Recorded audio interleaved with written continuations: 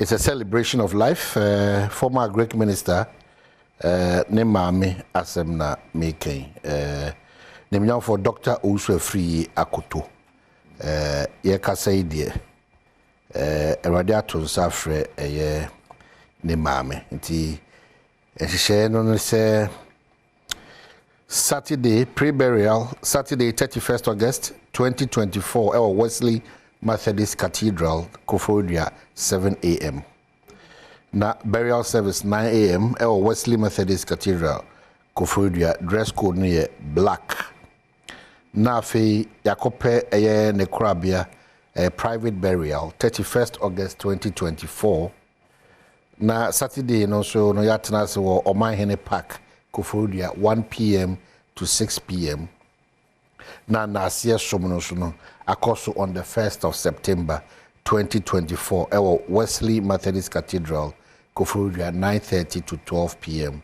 Dress code here black and white.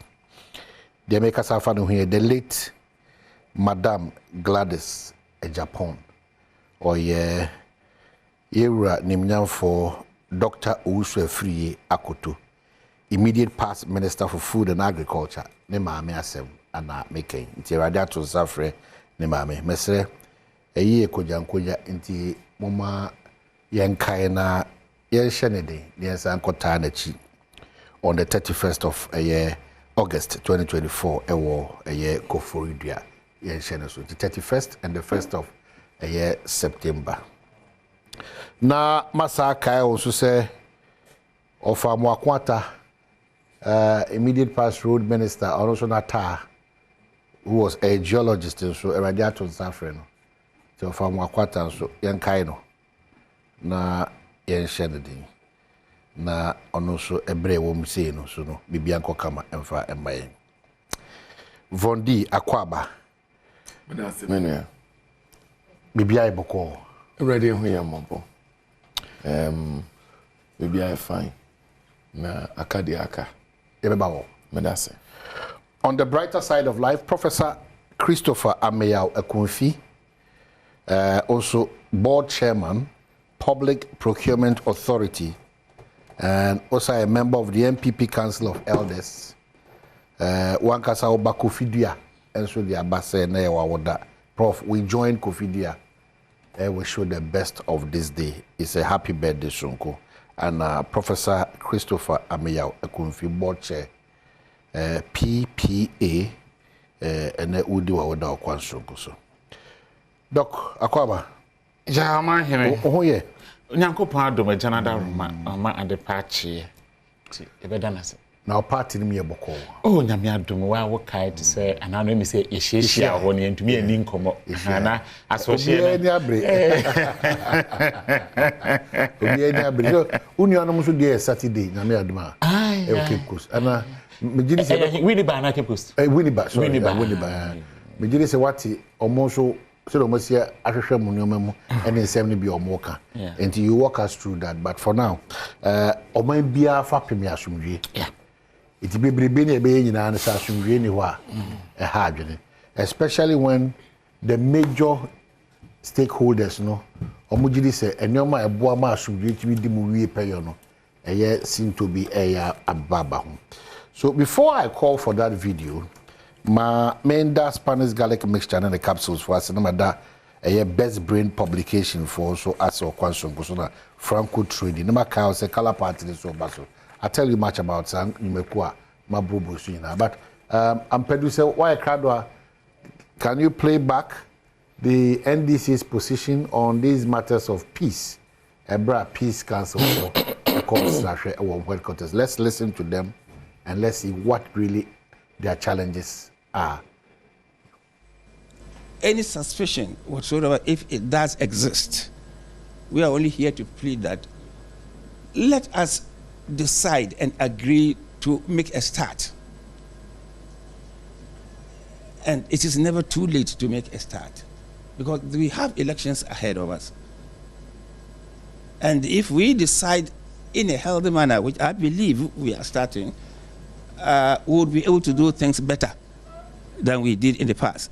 There's no reason why a Ghanaian must lose his life because of elections. Emfa ho ne nsama National Peace Council for ade ato NDC amanyoko no anim no woni mu chirema kosi se omanpanyi IGP Chief Justice and afi otemafo panyi de wonsa so be hye sankrata na se no enya de NDC for ade wonsa e be hye. We have listened to your plea, but we don't accept the fact that we should let bygones be bygones, because crime has no expiry date. The people who have been killed and maimed are people's fathers, breadwinners, sisters, and so on. And the cases are live. People are calling for justice. And they are blaming us for restraining them not to fight back in self-defense.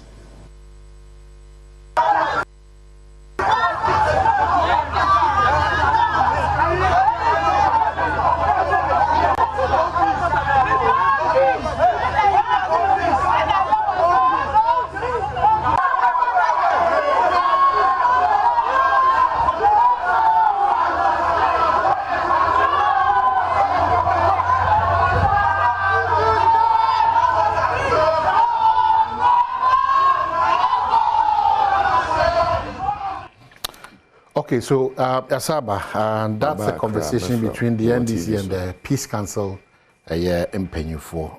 We need to understand them first, and sana etime din komoni. So once Von D is here, Von, mesa mo akwa baby, bakacho say the ye nyina no, sa asumdwe ni ho a ankamenu mi nyina no, yentimi entina ho. It doesn't mean that sa de wo say in year, esi ibu ye ne guso. So what does the NDC want when it comes to these matters of peace around? Minchia dog, you share a check a crack, and I mean, share 1 year in Yabra, Chamaki, my day, what you for Timokwa, to foil my henny, to foil henny, or to for I'm saying unnecessary coup. Me papa, no, Michiano, Namichia, Miami Bra Frank, or was talk a sea power praso, Yamin Shran, baby, or and mama confidence Ndra na adwona me free price.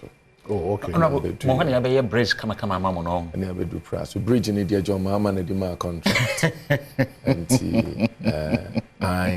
John mama na di ma contract. It was a specific question, you know. A Honda bridge, you know. John mama bridge no di ma contract no. The Honda bridge na. Yes, then we can discuss the details. And John mama I bridge no on di ma contract. MPP not at all. Not at all. I mean, it's so pathetic, eh? I mean, sometimes, you know. Region, Central region.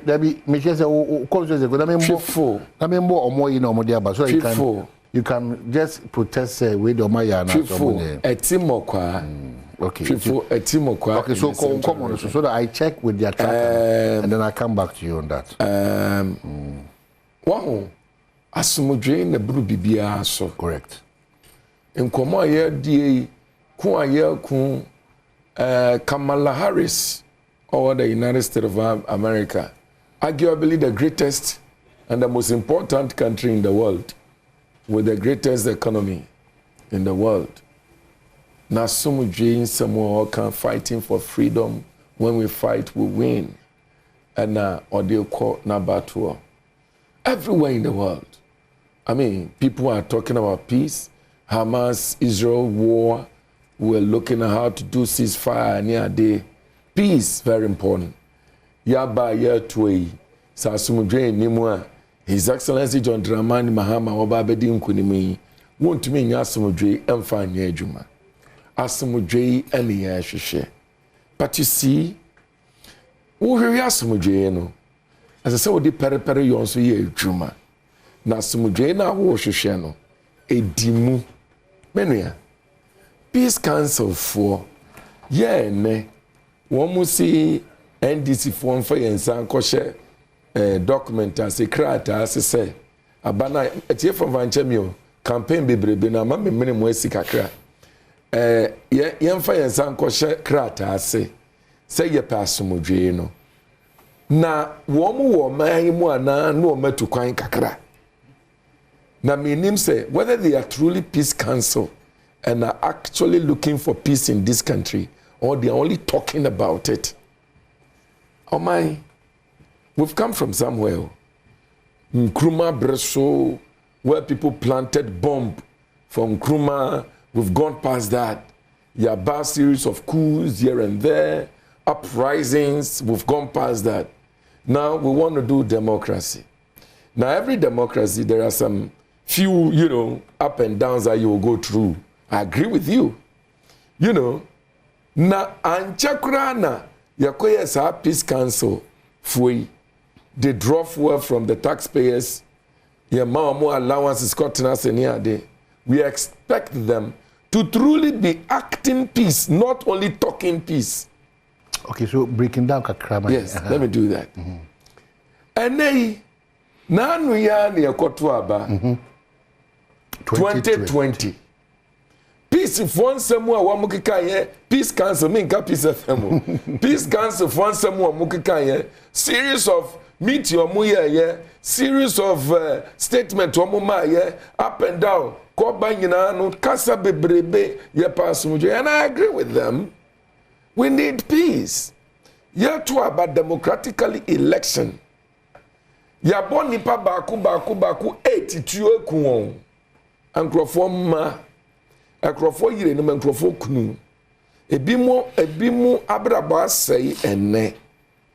His Excellency Nana-Addo Dankwa Akufo-Addo nyina asimpie so dakro enka se mi mamu ya akompo keke na kama ye kohwe woni ekuku nkrofo no ni apaneshi wo peace council for 80 krom ha wo ma pam wo ma no hwem and wo ma yedi ayawasu was wagon by election keke menua Yakobu bon krofo tuo wo ho ama menewu kasen krofo da dem o muna mabubuo peace council for apam wo ma no he Nana-Addo Dankwa Akufo-Addo ayawasu was wagon ya seti commission so monhwem recommendation de ba ye no Nana-Addo tumiria Ghana enim say ye mfa nye adwuma na Sam Georgia or yem memra se bedwane e ball na sotro no or provoke de e ball na sotro ntu no so ball na sotro. Can you see?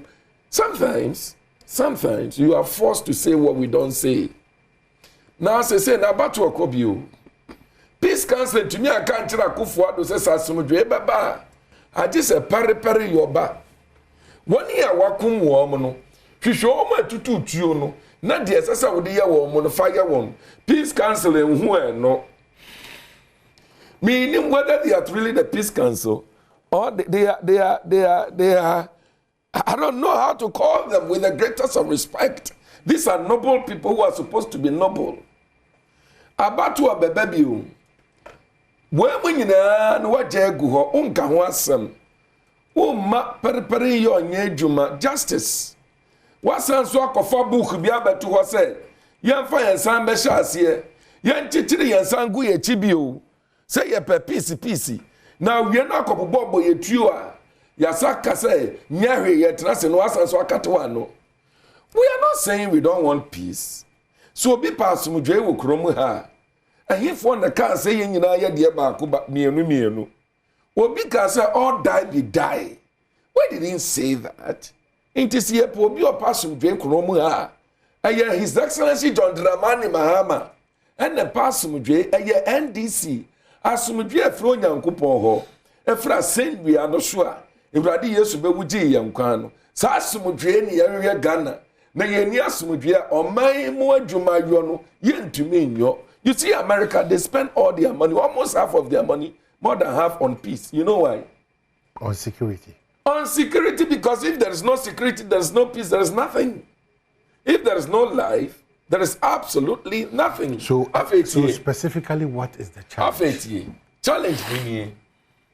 Yeah, ready say ya the ensabe chance say. Ye pass because sani yet ye ya sumdwe for. Now so no you know, ye per se, Nana Danko Kufuado, ye president, who superintended over the killing of the people, should also sign. He's the president of the Republic of Ghana. Leader and commander-in-chief. Leader and the commander-in-chief, whose boys perpetrated those crimes against the Ghanaian people. Onunsu fani san kwashasi yese.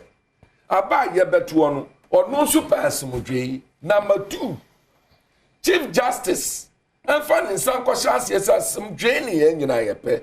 Na fe mi aminuya dampare. Attorney friends police IGP. IGP nso fani san kwashasi yese ye pasumudwe. Woman nyina do mo nsa se hyase awie a yenso ye de nsa be hyase na wonim mo bi ye yesimpapani antikyire yensa ngo ye chibio na wo boy asutra wakase mo akosan se obi boy asutra me mbobi na mo wie a mo afa ho akọ adi dwuma ansesa mo die wo mo ye kunkun wo mo 2020 election no wo mo moja esun efre justice let Akufo-Addo demonstrate that he want peace, then we will follow. But yes, we would disappoint Ghanaians to go and sign that paper and allow these peace council guys to be walking around. And when people are killed, that they walk away without any question. Okay. Na masumudwe na yepeno enya sumudwe a obi ape na obi ape so de yedwuma na nado ani ba womia emfa nya edwuma wo mo de yedwuma yeso yed be yedwuma efrise kromu ha no NDC in the past, into young Kasa and sign you. But those who matter must all be part of it. So, Honorable, the next 5 minutes, I'm seeing completed projects in your constituency. We have a 3-unit classroom block at Nyamakrum, Bimponso Nursing Quarters, Chips Compound at is it Mbabasa? Is that correct? Mbabasa. Yes. Chips Compound at Osineja. Distributed 5,000 or is it 50,000? What is that? Plants. A donation. Okay, distributed 50,000 palm seedlings, and then Mosianso warehouse. Is there a warehouse there? Jesus, have mercy. The warehouse is here. Have mercy. Is there a warehouse? God, have mercy.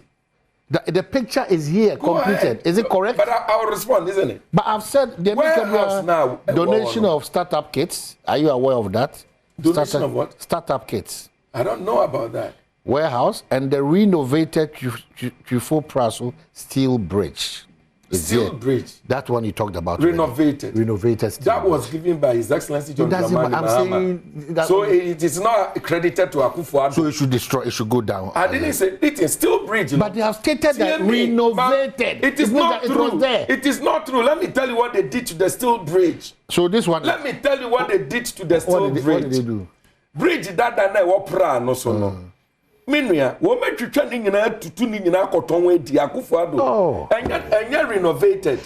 That is not true. Oh, Jesus. But how do we proceed, Honorable? Honorable, Mr. Shape the conversation.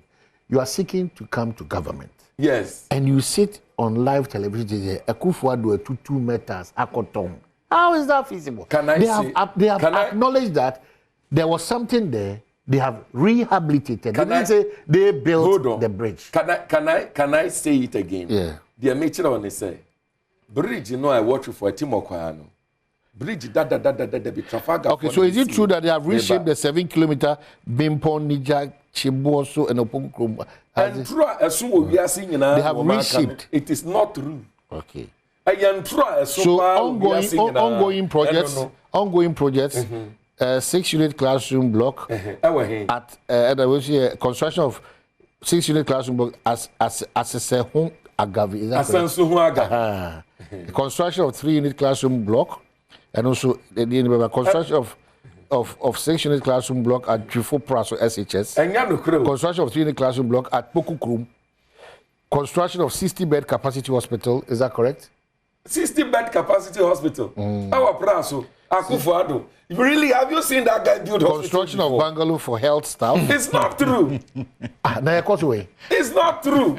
Listen. Construction of market stores. These are ongoing market store. Yeah. Market store where yeah, share my boss man, share mine. DC yabreso. Oko sisi ya. And intinam swa oko na nuko Trump and for your chin nuko tu muno. And one more about wamoka wasam. It is not true. New market as some no wamoka. Boss man share ma DC or no why swa jomama breso no. One no sisi here. That is not true. It is not true. But something has happened in your I mean, there is nothing new that has happened. Look, let me tell you what happened. Something has happened, is that correct? No, what has happened is one. Osmeja cheap compound. When see here, you know. Not electrical never come to me. Me na member spend 60,000. No problem. And they are fixing electricals. No problem. That is the only thing I see. No problem. Still bridge na opera no so no. Woman to try, I still bridge in our cotton. But has it been renovated? No. I am what you try every bridge no so no. How do you say you've been renovated? What's the condition of the bridge? What's the condition of the bridge? Okay, bridge, you know. Yeah. Answer me, John Mama Befra. What is the condition of the bridge? I'm going to tell you. And what the bridge for fro, Emma contract here and near bridge, you know, a plan, so they are here. Old one there, yes, still bridge. So when was this done? It was done, we were started by 2016, but it was completed now. So yes, I gave credit to them. Say, woman, yeah, go. But listen, still bridge now, yeah, that dear bridge. Still bridge now, that dear bridge. Many will say, woman, to training in every plan. So make a case in Parliament. That is the truth. So make a case in Parliament. I will. I will. But everybody knows, say. So draw the sector minister's attention.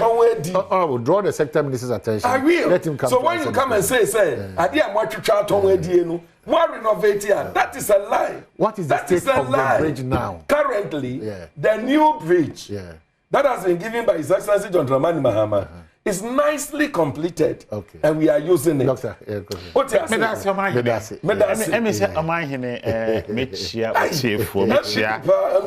Ghana for na mechia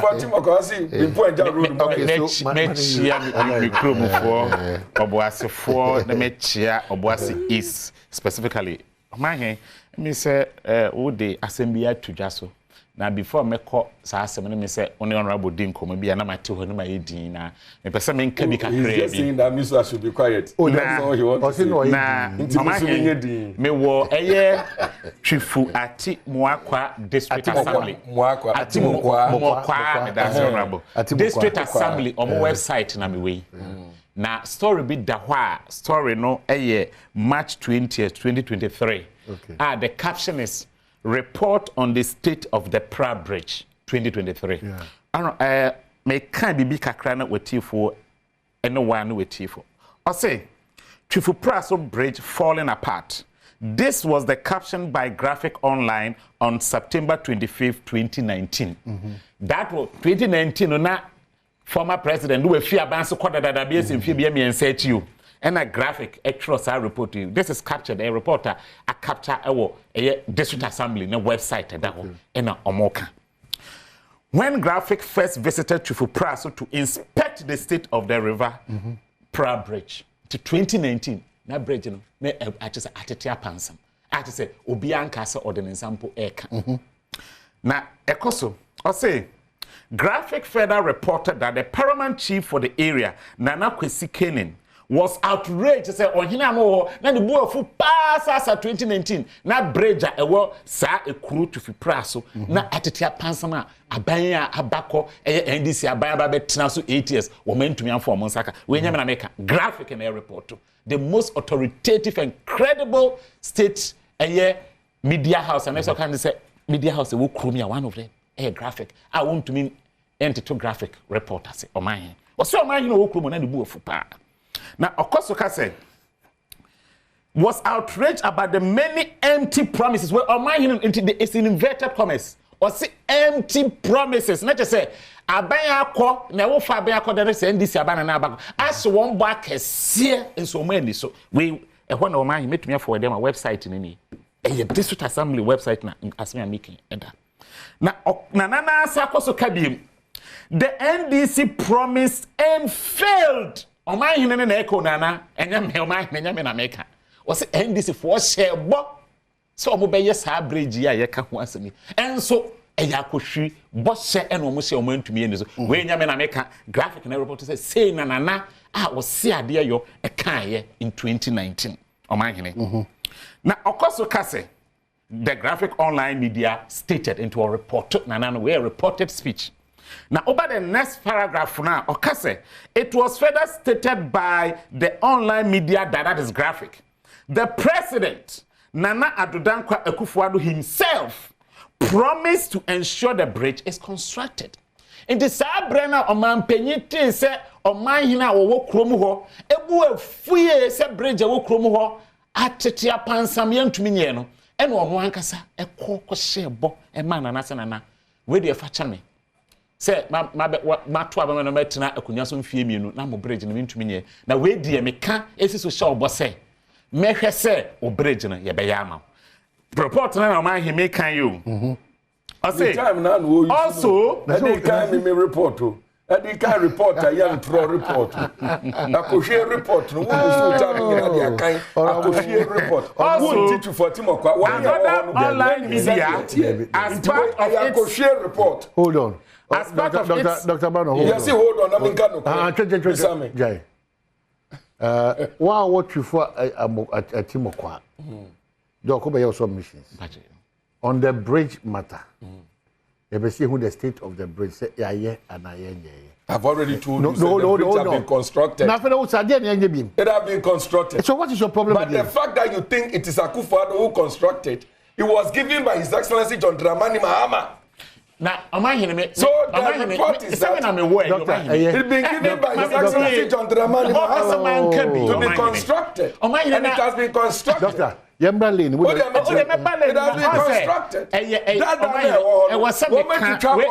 Allow no problem. And that is a fact. We will hold them accountable. And that is a fact. No, we will hold them accountable. Don't dispute the fact. Report on a cap a brea.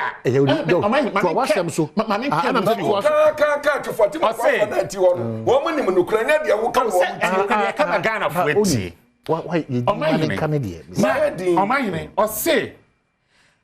The construction on the bridge where reported what district assembly and yet Dr. Bano you should have double checked that the report is even credible. District assembly they are there to have Dr. Bano who am I to go and out the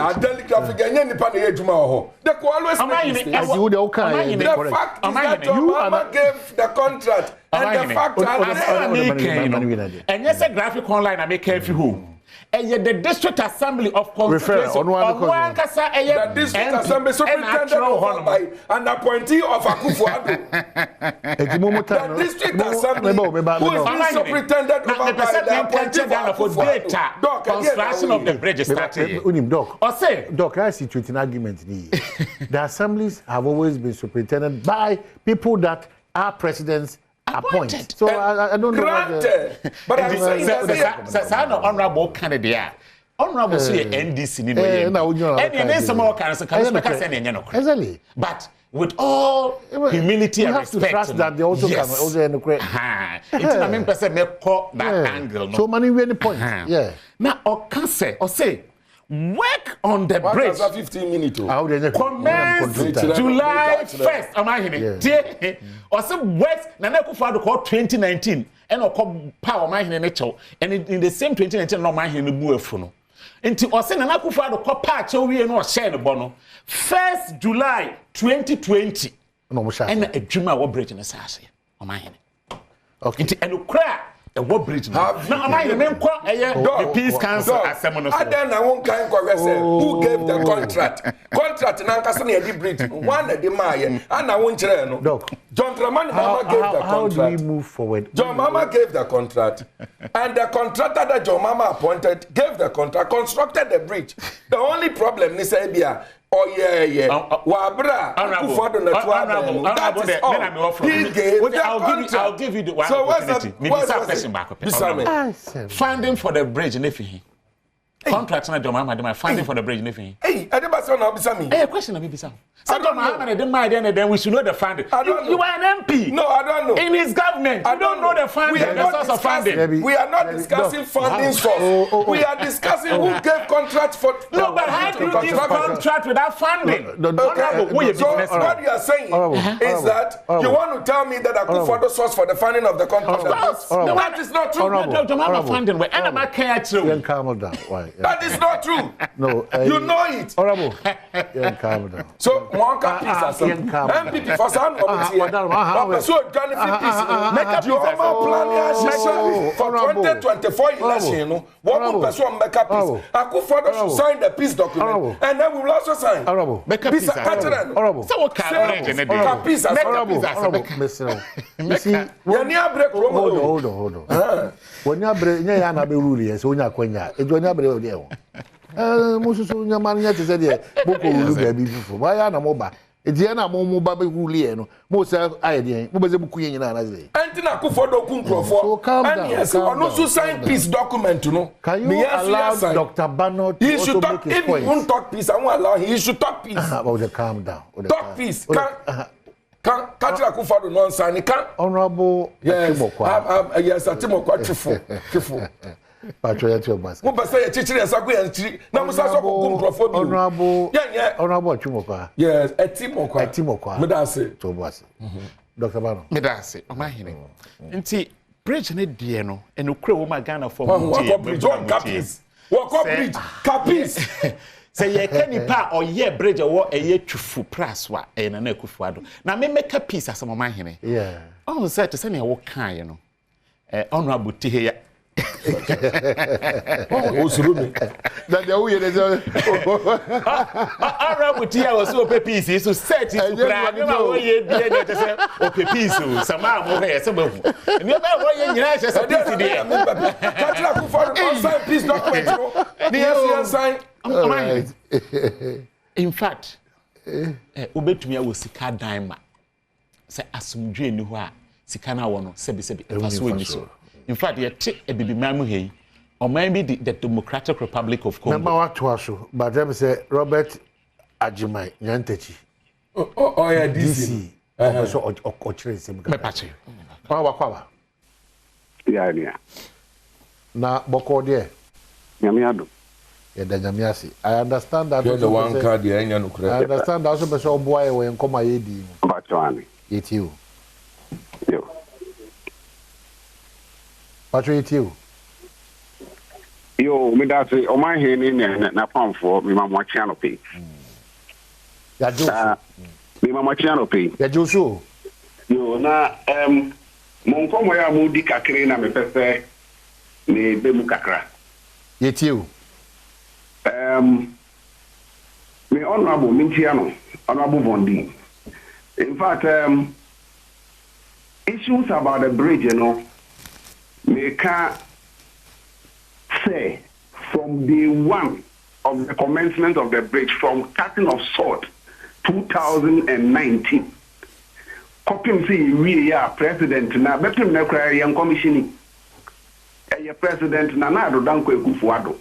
And the cutting salt. That is why publication na doctor we do honor. You need the two because stage do be near publish copy. President Mahama, before the exit of office, a promising to say the publication a promising to Atimokwa bridge a very serious issue because that old one is still breaching. The car Koswa, it was a car back with the cars need to be parked traffic with three. Now we have to me back and some the other ones we are more and almost waba. You could plead deep. Atimokwa hene and me coordinating director at the time. In you two one more copy say President Baha or he needed two name in or on the second club a Quabiano sono obeyama. A 163 meter stretch of bridge in that class. And the NDC and former President Mahama any contribution so far as that this very bridge me no cry and commissioning Now now bridge, you know. I will send you videos to that effect. Now when you am saying you know organic, we shall light it, street light and whistle, and then the approaches akwanya yeye any ade. It entisa. Metisana mo ka bibi fa your hospital so district hospital. A Eurojet project na President Kufuor time okunya de brain no. I believe the delegation a corporate side outside the country they buy you know. Na Honorable Abraham Juma Odu Okamu. Kufuor Timokwa ana why kwan de na. And bridge opportunity as a district. Okay. Any benefit from there. View it where I'm seated. Okay. That is a bridge. From where I'm seated. Oh, that's a very nice one. That is a bridge. Oh, I see. Asama yebeka peace. What than yakoya bridge asam. Okay. Okay. Oh, mau DC kasem. Bisa this is a contract one at the man. Would it be sano? Oh. But Honorable Vondi, Nabutre. My Nabutra Brusso, Munka peace. Munka bridge in a mocha, Munka peace. Oh, Asumudia, the Batua Bano. That's to say, dear Nabusi, you catch Munka peace, Asumudia was a man and not don't find the sunshine. Or the Maudisi, yes. Where we Asempa. Honorable,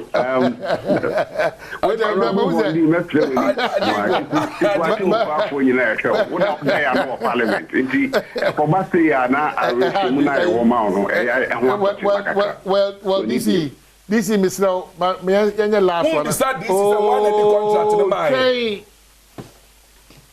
My train. Wadaruma, Pesi Beji Yeda se Wabe. Ba Pacho, Upeja Muno, Mame Musao, Nioma Minu.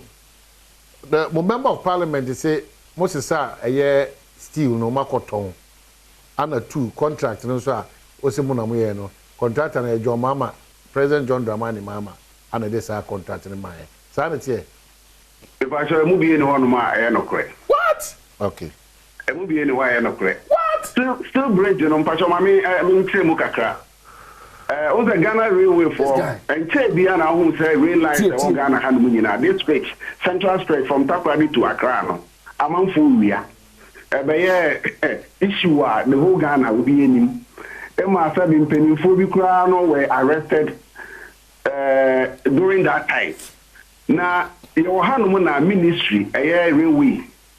Omode letter by say Omo yi bridges along that stretch in Unafiti. Takrady ababese ko Accra. Enti omu enam say yaye foforo ntinu omba me yi metals ni nefi. It is already video now e wo ho na. Na omu yi no want to break that down e wo ne nchen. Enti sa break omu ye foforo we na ye mo trouble. Omu be to vehicular traffic no or say yi old one if you enti no de omu ba be yi fi ho. Enti that's apoto one. Baby, osi omu ba be yi apoto.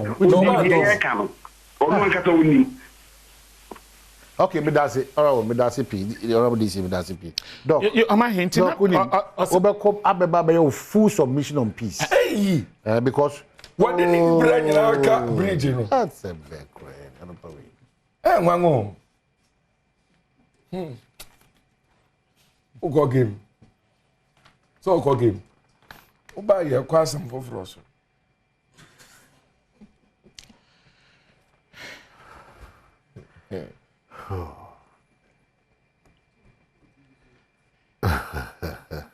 My hand me to us one. Well, concern work it's my hand make a piece as some say.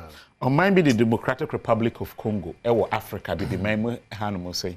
Or my hand say, oh, fair we are singing now, or my a year natural resource, a year a good year. A former good year, Yankupon de chair, a maya, a we are seeing a someone at te do na so. But a number and to Quasama air cost war honor as Mujian hunting or my henny, who call a Democratic Republic of Congo now, or Muni energy. In fact, me and Kasame best friend. Make out Obi Amaka my best friend the pa. Ah, meaning a PhD, and I'm in a DDA, a tonight classroom, your nante. Ah, a hot and free. In fact, free Ovira region why. A year and to Quano Ecosopa. They said, do a minute now. Now, or can't and someone chame on my henny. na enye easy. That's why my person would try and communicate, because the insistence is that you need to talk about peace. As if say, "Who can if you should be in common?" But this is just coming through from the camp of Dr. Bawumia. Dr. Bawumia hosts the media. The flag bearer of the New Patriotic Party, Dr. Mahmoud Bawumia, will host a media engagement on Sunday, 25th August 2024. This engagement follows the successful launch of the 2024 manifesto of the New Patriotic Party. Dr. Bawumia is strongly convinced the Ghanaian people deserve to have a complete view and proper understanding of the vision of their leaders before the 2024 December polls. And the manifesto properly sets the context for the conversation. This very important media engagement is part of a series of activities lined up by Dr. Bawumia to deepen the dissemination of the 2024 manifesto. All media houses interested in sending representatives to this engagement should kindly send an email to itispossible@bawumia.com, latest by close of business Thursday, 22nd August 2024. To lead is to solve. It is possible. Dennis Miracle Abuaji, Director of Communications, not the way at the above. The record game pack for break now by Dr. Bano, a bit wrap up on the peace aspect of my answer. Let me acrobat again. My mensa wishi a happy birthday Emma Odophobia. So it just got it's a happy birthday to Yentien Lariba Awudu, and it's from your dad and your mom. Oh, okay. So our boss Abdullah Awudu and Unyanum, they are wishing you the best of the day. Yentien Lariba Awudu. When you dinner, it's a bit Kurumansa. Or me and Kazan say, "You're Mobolega." You know, Fafra, Casa, one on this animal, and the Metibros, the Gomba, Grushi, this animal. Say, "Nya brain enia, Camino can Grushia, can be you. Nya brain amina, can Fafra, Casa no ha, can be you. And you also me boarding at ease. Yentien, Lariba, Awudu. Echo. Yeah, game back from bar. Let me say, Spanish garlic mixture and capsules said that must have a question. So, when I say that, I ought to so for her breathe back, we are now doing so. I feel energy, hypertension, how what point what so home here will be a tonka. I feel so I try and chrome account. Spanish garlic mixture and Beboana, ginkgo capsules, no Spanish ginkgo capsules, don't know. Everyone more jet media for Sunday na a community my Juma Kama 0266 114111. Now what you know the dinky town. Oko a year tenated herbal, Hallows herbal, Repash herbal, Widema herbal, Ecus Pharmacy, House of Drugs, Ducat Pharmacy, Dependable herbal, Nolinko herbal, and Abel Sam, so be a warnum. Best Brain Publication, so Kyle say one of the new faddish young Kwan Krata and woman dear. One of a Juma Papa Yipa, one of a saw a year, Ngoma Ahodo on ma. Ubit making kind a bit my boy, my BB at Mako, NACA approved. Student leadership, creativity and imagination, citizenship, critical thinking and problem solving, digital literacy and collaboration and communication. One crata is open beato at Mr.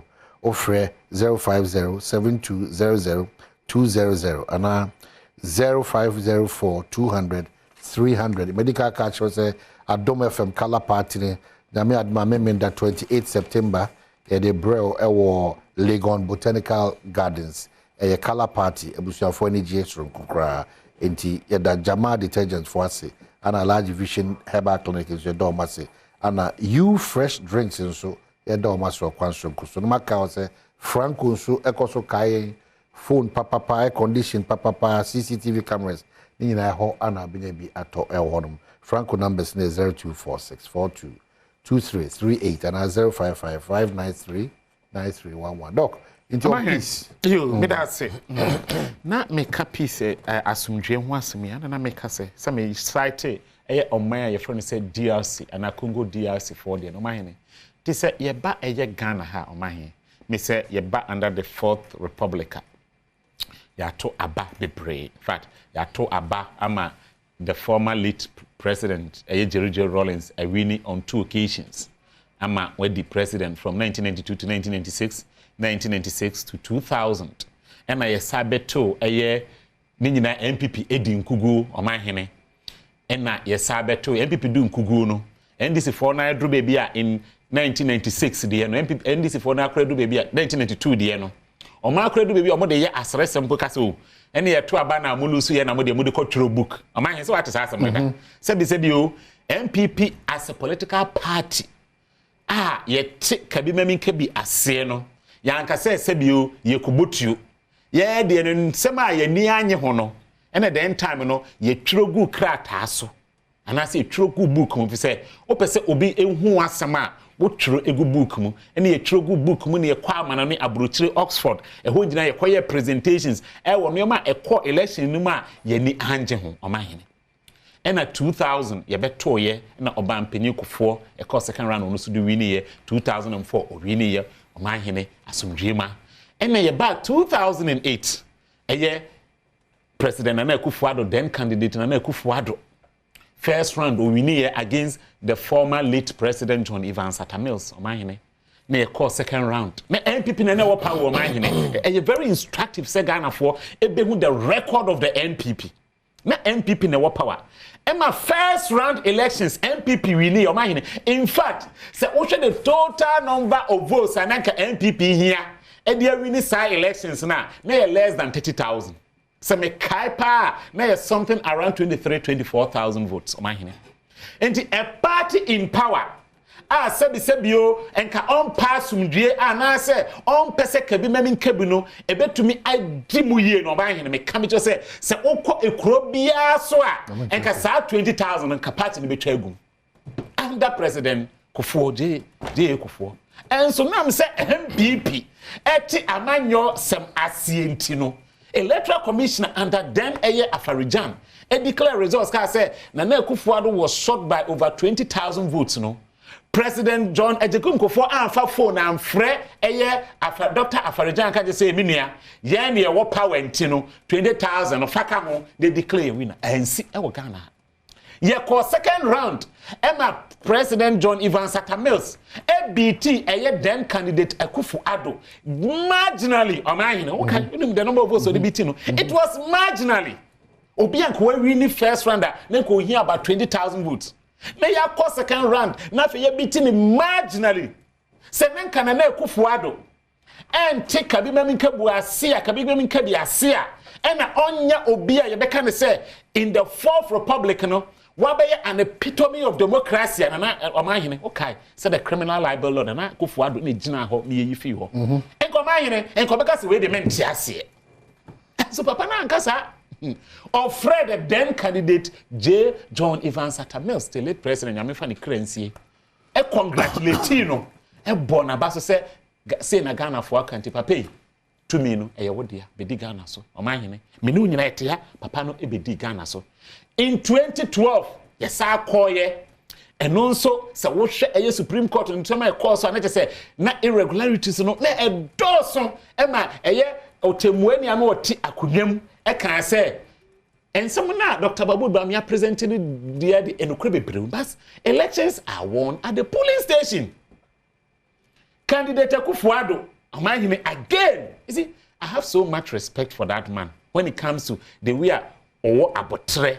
Irrespective of the same Ghana of what Kafan Hunyina, and this is two occasions na makacho we. One can say yo Ghana of way any ye kotu to trio. E ko ba say was say maintain me ho asem ma hene no yede. No, omo file o mu case nyina. In fact, a candidate Akufo-Addo na set a record ema 2020 NDC for so esua ye follow ye. So omo bo am kase me bo under the Fourth Republic o ma hene. And this ye ka elections ye be ye wo Ghana. Any asumdue unsema omahene I can say on authority said there is no candidate in this country, there is no individual, and there is no president unless maybe President Kufuor and ote asumdue se kabi memi kabia amanye no yemfa asumdue na enye enche President Akufo-Addo omahene. And to me I have clarity in my mind say about to ababekwi omahene Ghana for ebe determine who becomes the next president of Ghana based on policies. Menye hunehuna.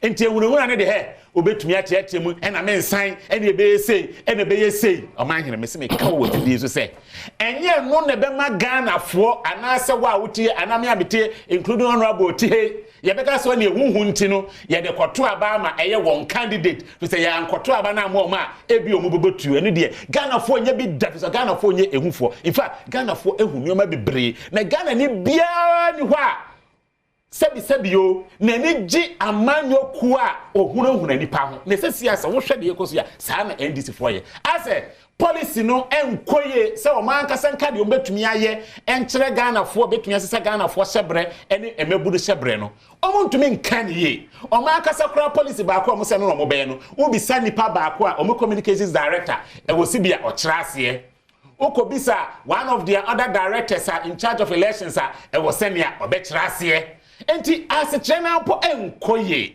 and it's a want to mean convince Ghana for with your policies a yet then after the whole fight say any be say and one sign we and the main cases would be say obi enu ho obeka say on sign peace pact in fact make am me political party and I can also say it for my sitting president and on what can several platforms including international platforms say or you're committed to free and fair elections. And as for the NPP there, any aye Nana Akufo-Addo, His Excellency the President there, other institutions there, they are independent institutions. Into me to me metna ha na me nkasa ema easy. Saa na me to me metna ha na me nkasa ma Ghana Police Service because we so ye independent institutions a oman nkasa na enimu de na omunimu de omoye. Enti Ghana ne bia no entumi enkasa ensho ma no anase Ghana ne bia entumi hunahuna eye Ghana Police Force anase the Electoral Commission of Ghana say hey ye hunahuna mo for ansa be shas de bi yenchechere oman sa oman hene eye kasa de ena ye de echechere oman enti so opese Ghana for jiwudi a asemi aye ke oman hene me si ebedu brebi ohu ebedu entebia before ebe call election. What do you make ha? Ghana for na nkasa will insist on some political parties say ade o mo fa mo nsan kwasa say Ghana for enim de ye bo mo enti nya hunahuna ena be ma Ghana for sebi on preduasa akwa from so akase o because of obi ka say peace na wan enti no eni o ye de koto abam ebi nsi da enti no de ye nuanom no omofa ento nchen na enyina entumi ntena se me ne honorable wa hei honorable bibi ye wo me ye wo mo boas honorable se wo twufu proud so ho na wo fi o ma hene me se me kuro mo boase me kokokokokokoko ana na afi ho he wo betumi enye sika san akwa ama na no o ma hene watena brochire pen na se won tena ho da aya na ye wo se wo fi Ghana kwa wawie se watena brochire pen na wo se na brochire abra abode te a o ma hene enke ye nyina ye be bompa ya sre nyankopon se Oma obi owo vision to say Dr. Badwam Mpensenpensenmu president. Na Ghana entumi nya krabehwe na ye nyina entumi to man metame ochechire ni me wo contract e wo university e ho amano ne. Bana de ntina mete ha. Kasi ebeka sikasema ka ho de kemenya bi pa o man. But efie ni fie say me wo Ghana. In fact o man e di December kra me ametumu say yes. Bibia ye okay. Bibia ye okay. So, and there is nothing like home. And I'm supposed to be catching me near NDC for no. Say, I'm running and say, you know, Ghana back up. Ghana, ya, so na mass, no person will be this so, said in previous. And yes, said you, a crophobia, one China, no person will be this so. Ghana, ya, man, Cassandra, me show video, mine, no here. Say, and penny for my name, so anyone be dim come on mine. Ye nyina ye tie ye Ghana for de bia me kase Ghana for kasa na nesasesa but ye culture ye back up Ghana ni bia bu panyi o ma hene bo Jesus so aye nyi Ghana ni bia bu panyi emfa ho se wo ye dagate wo ye kusasi wo ye akani wo ye eve wo ye gan wo ye gadanme Ghana ni bia bu panyi ende se mpanyifo ba wo na so ene obedi nkomo so o ma hene meti eto me bia na no pe kra ba na me di nkoma wo ho e bia ase na because o man no dey say na me no nya fa o see but the fact also say wo kase na wo pani a wo ntine me ka ma no tuma fe me ntumi ankasa biem me nsem nyina ka me trum dey say pani tutu ne nan e ba wa na mo so no obeka cho say so man we all agree to disagree obetumi akasa asem na pani ne ka no ne nya hadwen na mo enya ade a because when the penny in your dream to say bio, Ubunanimutia, and no die enkoye o ma hene wo se meka no wo afidie so fi se mo a motete wo nyina mo ye mpanyifo a sebio emabu na eba no omo hwemo meti hei die me ye bi o ma hene ebe ye o ma se me wo bi a wa se da fa Dr. Bano as a projector o hwema na mo ne die me ye se wo enti wo se potakasem de friend say good precedence no ye setima emabu no omo so ba na mo nko friend pa megu ho ne ye nhuru mpanyifo say oh adan ye ko ba ne sen de na asie ni nyina ne say ye se peace ho asem ye pese asomdwe bra na ke pese asomdwe ba de nke de ne ke huro kra sa akobem to say ehuro de sem fa asomdwe ma ehuro e di abufuo e na eba ti ko ba ne sen na ye nuanom NDC fo afi de ye nka bi hyemu a omo te bi kura omo so omo de omo nte omo ho ase enso yehu bibi akoso omo magana fo mpo information bi ana se BBC tue biye si ho nti a omo betua ka so ba ko mienu miensa ennan na yehu nti no ene bia ye sei podcast me de be kan se de omo ye nyina ye speculation se omo atrim ene omo di susu bibi yensi omo ni evidence bia to support their claim enso se ne uti omo kasa ne ade ate se ene ya nyesi omo me se metena South Africa oman se me ko de bia me kasa se ye ka se Ghana democracy na NDC for in particular e ka se omo kan ho bi na democracy no etumi etumpon aya na eye me wanwa kakra se wo hwe nsema e koso sesi a hwe oman hene me se mete oman bi to South Africa yes South Africa one of the especially Johannesburg, the city with the highest crime rate in the world. Hey, Mahine. Now you are 2 in 2 minutes. You are 2 minutes. Yeah, that's what Kasa. On breaks in one of them. Until I was what Kasa be with God. Kasa 30 minutes. Yeah, 2 about. Yeah, 2 about. The one doctor you are why. Wrap up by. My wrap. Yeah, 2 about. Yeah, 2 about. Yeah, 2 about. I'm surprised. South Africa, Johannesburg. Seriously. Omahine. Me talk about Johannesburg. Ghana near to Abaka. Me no example. Let's say yes. Say honorable utie me come and say. About democracy. When you are here there. About democracy. What some Kasadi? No honorable. Say come and rap here. Rap. Yes. Yeah, what rap here? Yes, about democracy. Atimokwa. But I'm surprised. Honorable. Me the man who see. First. Yes, about democracy. They be a kasa Ghana. Any ye dimu. In fact, ye model ma a pipi mai. And I may trample you be actually said. On my South Africa, you be mine. Now, so my, who drew South Africa as a police station on my hand. Me tuna Johannesburg on my to about 2 times. On my hand. Me who da me drew police station. A Verantoni school, a police station. In fact, I just 2 minutes walk from Bihanamete. Hess Hill, Johannesburg. No police car, and as a police in Pujana, my hand. And so, se ba beto aba na se Christopher ne Muslimi fo anko mku to Jesus more empire na oye neighbor. Okay, so Atimokwa. Me that say listen. Enka yenya ye opposition no. Ya na nka yam bo war drums. Ge we babo yampo yankasa. Just July 11. President Akufo-Addo asemo kan say he cannot hand over power to somebody that he defeated twice. Is that a peace talk? Ghana for Kotuaba. Can ukosroba from Oba Konuma Puncio nyina. You better ama John Dramani Mahama no winia.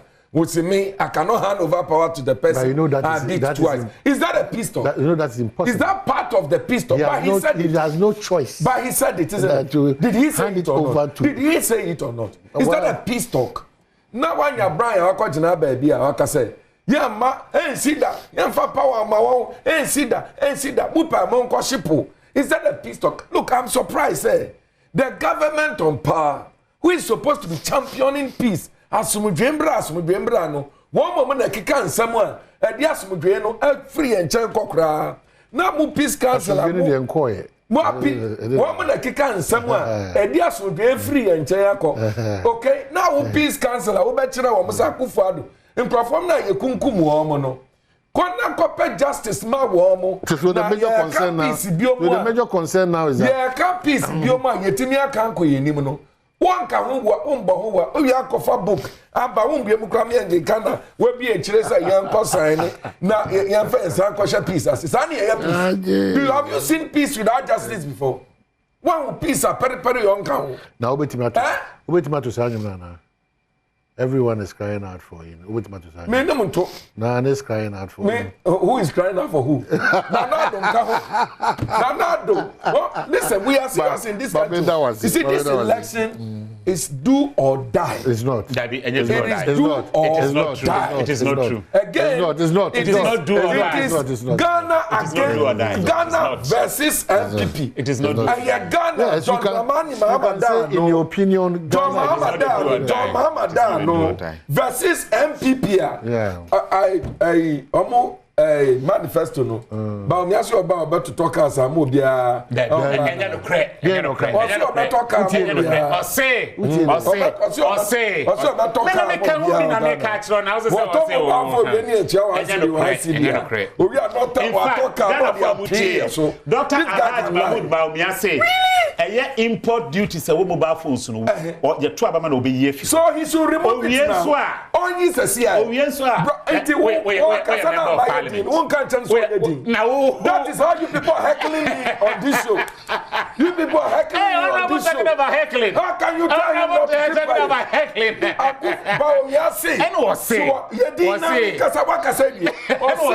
So what talk about credit scoring.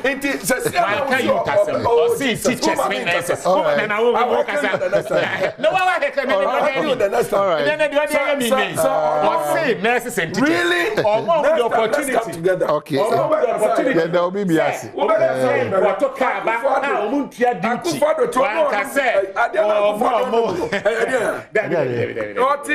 Launch